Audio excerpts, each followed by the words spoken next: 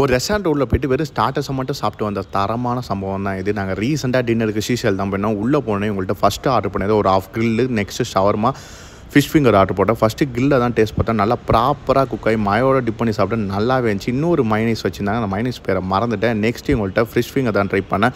அந்த fish finger நல்லா க்ரன்ச்சியாக கொடுத்தாங்க, அதையும் மயோட டிப் பண்ணி சாப்பிட்டேன். டேஸ்ட்டு பக்காவாக இருந்தது. அந்த ஃபிஷ்ஷில் வர இந்த பீச் ஸ்மெல் கூட அடிக்கல, டேஸ்ட்டு தாறுமாறாக இருந்துச்சு. நெக்ஸ்ட்டு எங்ககிட்ட வந்து ஷவர்மா ட்ரை பண்ணோம்.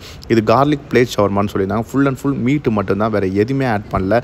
கீழே மயோ, மேலே வந்து மீட் வச்சு கொடுத்துருந்தாங்க. அந்த மயோ, அந்த மீட்டு, அதுக்கப்புறம் அந்த குக்கூஸோட வச்சு சாப்பிட டேஸ்ட்டு பக்காவாக இருந்துச்சு. ஒரு மஸ்ட் ட்ரைன்னு சொல்லுவேன். நெக்ஸ்ட் இவங்ககிட்ட பாபிக்யூ சிக்கன் தான் ட்ரை பண்ணேன். நல்லா மசாலா ஊறி மயோட டிப் பண்ணி சாப்பிட்டா டேஸ்ட்டு பக்கா வந்து சரி சாப்பிட்டுட்டு ஃபைனலாக இவங்ககிட்ட ரொம்ப ஃபேமஸ் இவங்க கேரளா பரோட்டா தான். கேரளா பரோட்டாவும் நெக்ஸ்ட் இவங்கள்ட்ட பட்டர் சிக்கன் வாங்கி ட்ரை பண்ணேன்.